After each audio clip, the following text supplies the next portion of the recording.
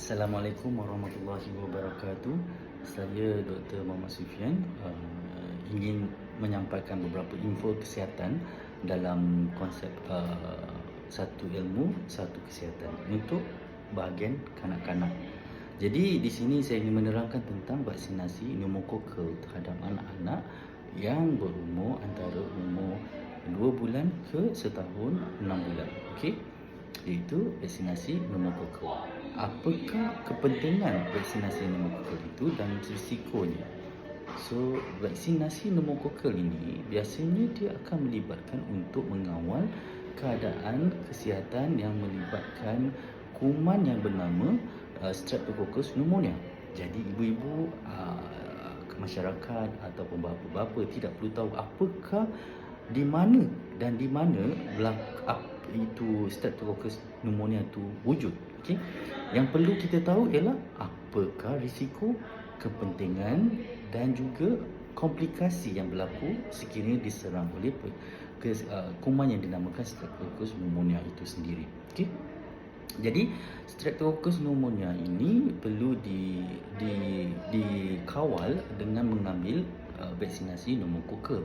Itu vaksinasi pneumokokal akan diberi pada penjadualan imunisasi kanak-kanak yang ditetapkan oleh WHO dan juga bahagian kesihatan Malaysia juga. Okey.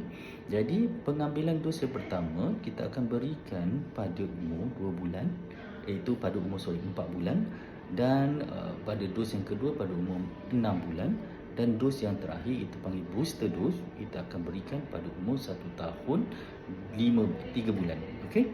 Bila wujudnya keadaan itu semua itu, dia akan dapat mengawal keadaan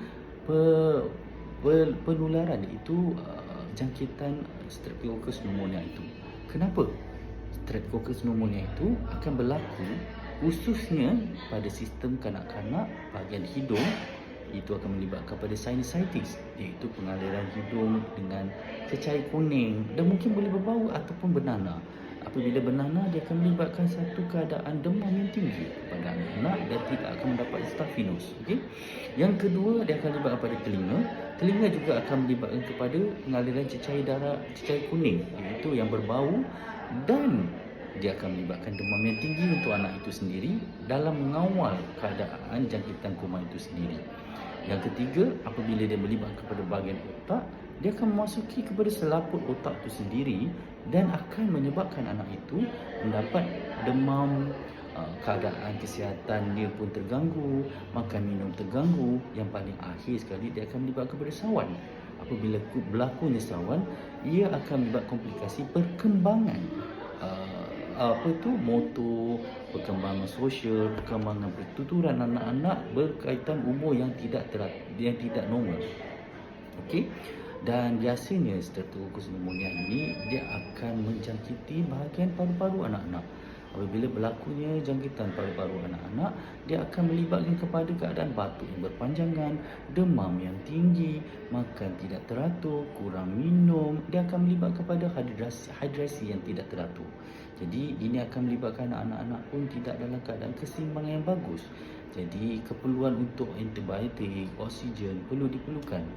Okey, dan selain daripada itu, dia akan melibatkan kepada sistem darah anak-anak itu sendiri. Apabila dia melibatkan kepada sistem darah, itu akan melibatkan kepada aktiviti anak-anak itu sendiri pun tidak bagus.